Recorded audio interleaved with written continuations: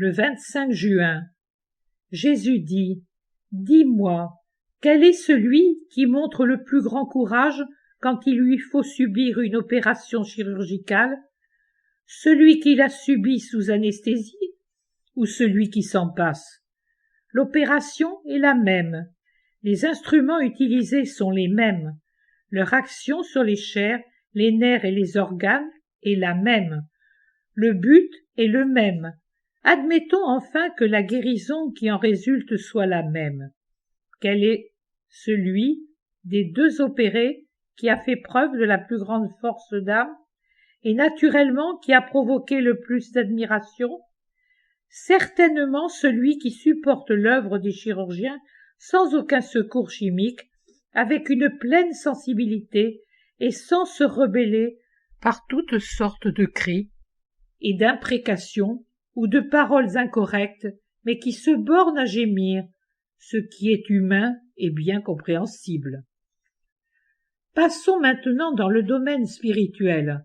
Entre deux âmes, quelle est celle qui suscite le plus d'admiration, par conséquent la louange qui se change en une récompense certaine, celle en qui une action miraculeuse de ma part atténue la souffrance en l'anesthésiant spirituellement, ou bien celle qui a Dieu auprès de sa table d'opération comme un bon père et un bon ami, toutefois pas plus qu'un père et un ami qui a pitié d'elle, qui la veille et pleure avec elle, mais sans intervenir par une aide directe destinée à engourdir la douleur?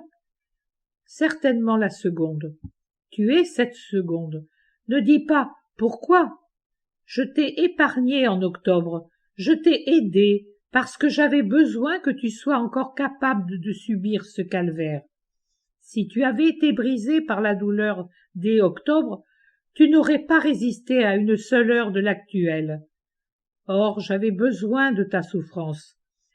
Les anges ne peuvent pas souffrir pour leur Dieu afin d'augmenter sa gloire, ni pour leur prochain afin de leur obtenir des bienfaits. Les hommes, eux, le peuvent. Pour les anges, faire la volonté de Dieu est quelque chose de joyeux. Pour les hommes, c'est une souffrance. C'est faire ce que, moi, j'ai fait.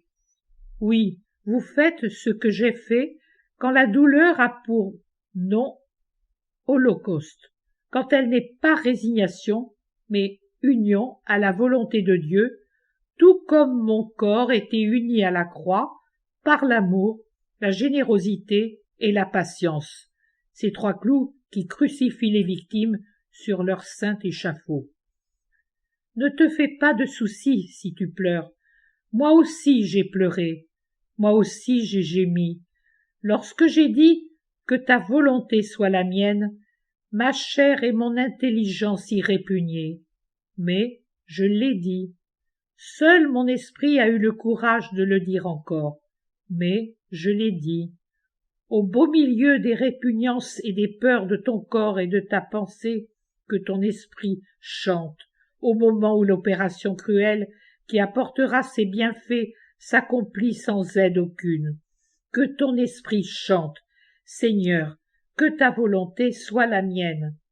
Crois également que la récompense sera le double, le triple, le décuple de celle que tu aurais reçue si tu avais obtenu des dons de miséricorde au moment de ta souffrance.